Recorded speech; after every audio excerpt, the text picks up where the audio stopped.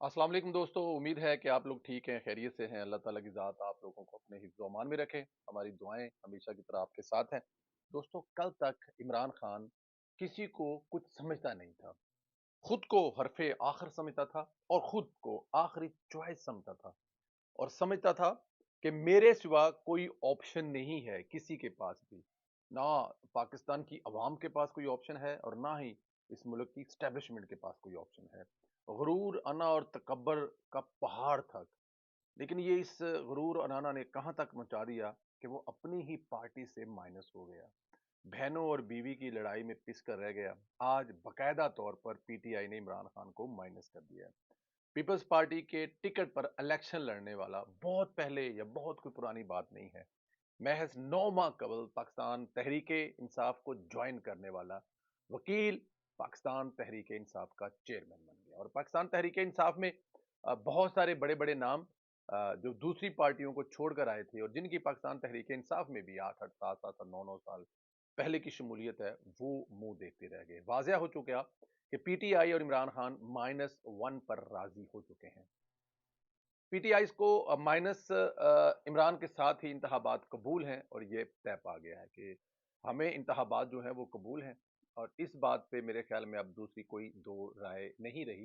ये बात अब कन्फर्म हो गई है कि इमरान खान के बगैर ही पाकिस्तान तहरीक इंसाफ में अगले इलेक्शन में जा रही है। ये वही हुआ है जो आज से 5 साल पहले इमरान खान साहब ने नवाज शरीफ साहब के लिए किया था, लेकिन मकाफात अमल कि आज नवाज शरीफ के कुछ किए बगैर वो खुद अपनी हरकतों की वजह से, अपने पैरों पर कुल्हाड़ी मारने की वजह से वो खुद अपनी पार्टी से माइनस हो गया है। दूसरों को माइनस करने वाला खुद माइनस होकर जेल में बैठा है। आज से बकायदा रही सही पीटी में बंटवारे का सिलसिला शुरू हो जाएगा। आज से छोटे छोटे ग्रुप्स बनेंगे क्योंकि जाहिर है बहुत सारे लोग जो हैं वो किसी भी सूरत में गौहर साहब को कबूल नहीं करेंगे।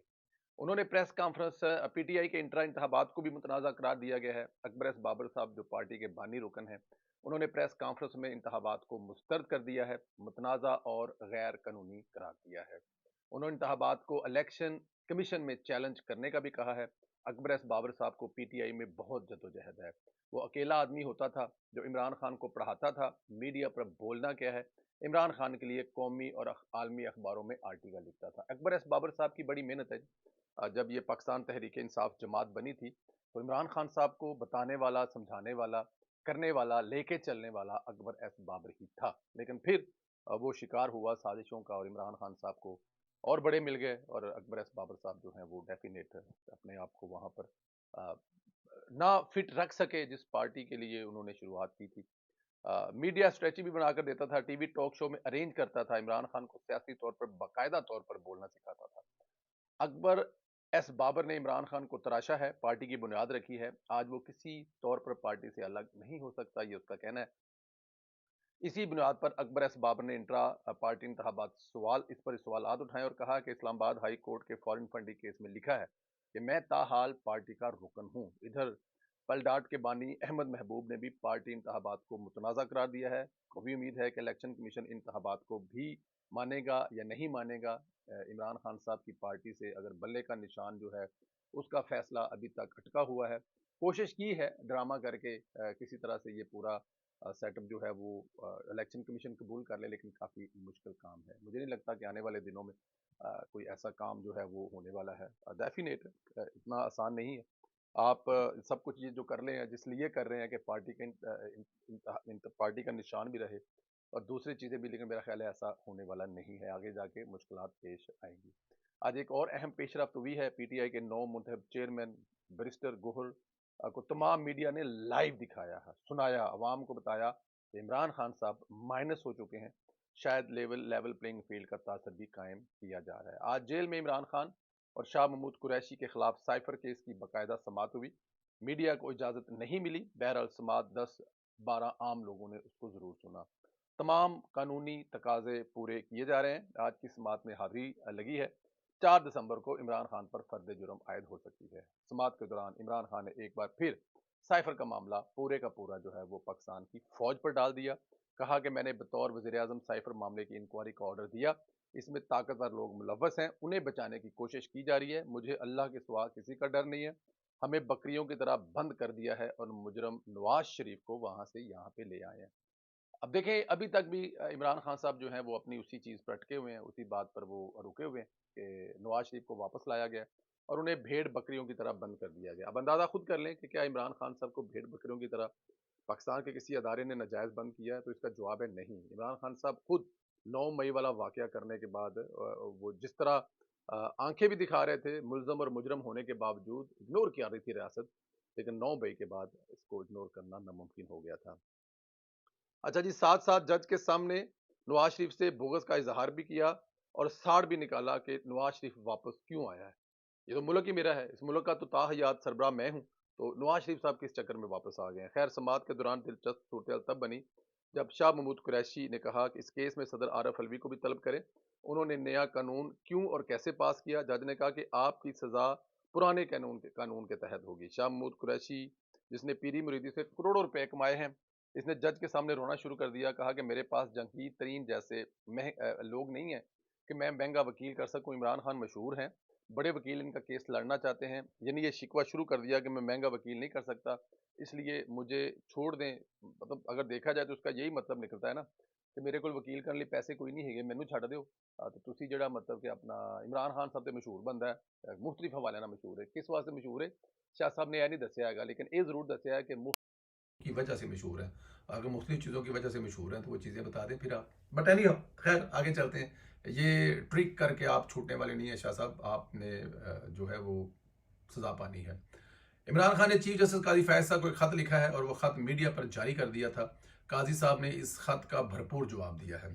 قاضی صاحب نے عمران خان کو منہ توڑ جواب دیا ہے۔ سپریم کورٹ کے اعلامیے کے مطابق چیف جسٹس پاکستان قاضی فیاض صاحب کو اپنی آئینی ذمہ داریاں کا پورا ادراک ہے۔ چیف جسٹس فائز عیسیٰ کو نہ تو دباؤ میں لایا جا سکتا ہے، نہ وہ کسی کی حمایت کریں گے، یہ باقاعدہ طور پر انہوں نے کہا ہے۔ یعنی قاضی صاحب نے اگر دیکھا جائے تو یہ جو خط ہے عمران خان کو باقاعدہ طور پر انہوں نے منہ توڑ جواب دیا ہے۔ قاضی صاحب نے عمران خان کے خط کو دباؤ میں لانے کی کوشش قرار دیتے ہوئے مسترد کر دیا اور یہ بھی پیغام دیا کہ وہ پرانے جج تھے جو یوں بلیک میل ہو جاتے تھے۔ خان صاحب، اس طرح کی حرکتیں کر کے آپ مجھے بلیک میل نہیں کر سکتے۔ اعلامیہ میں کہا گیا ہے کہ چیف جسٹس قاضی فیاض صاحب کے فضل سے قاضی صاحب اللہ کے فضل سے اور اپنے حلف کے مطابق فرائض انجام دے رہے ہیں اور کرتے رہیں گے، اور یہ فرائض انجام دہی کرتے رہیں گے، وہ کسی سے گھبرانے اور ڈرنے والے نہیں ہیں۔ 1 دسمبر کو 7 صفحات کی درخواست منسلک 77 صفحات کے ساتھ موصول ہوئی ہے۔ دستاویز تیار کرنے والے وکیل کا نام اور رابطہ کی تفصیلات نہیں دی گئی۔ لفافے کے مطابق دستاویز انتظار حسین پنجوتا نے کوریئر کی تھی۔ پچھلے دنوں سپریم کورٹ میں اس جماعت کے وکلاء فوجی عدالتوں اور انتخابات کے اس کو تکمیل تک لے گئے تھے۔ یہ امر حیران کن ہے کہ سیل شدہ لفافہ موصول ہونے سے پہلے ہی دستاویز جو ہیں اس کو میڈیا پہ کر دی گئی ہیں، مطلب سپریم کورٹ کو بعد میں موصول ہوئی ہیں، جو کہ ظاہر ہے سکہ بند مہر تھی، ان کو پیک کر کے بھیجا گیا ہے، لیکن اس سے پہلے کہ وہ سپریم کورٹ کھولی اور بتایا اس میں کیا ہے، وہ آلریڈی پہلے سے میڈیا پر جو ہے وہ وائرل ہو چکی ہیں۔ یہ ظاہر ہے پریشانی والی بات بھی ہے، حیرانگی والی بات بھی ہے، لیکن خیر چھوٹی سی ایک اور خبر ہے۔ ریاست اس وقت ڈٹی ہوئی ہے، جو فتنہ عمران خان کے ساتھ کھڑا ہوگا آزادی نہیں ملے گی، یعنی عمران خان کی نفرت انگیز بیانیے کو پھیلانے کی اجازت نہیں ملے گی۔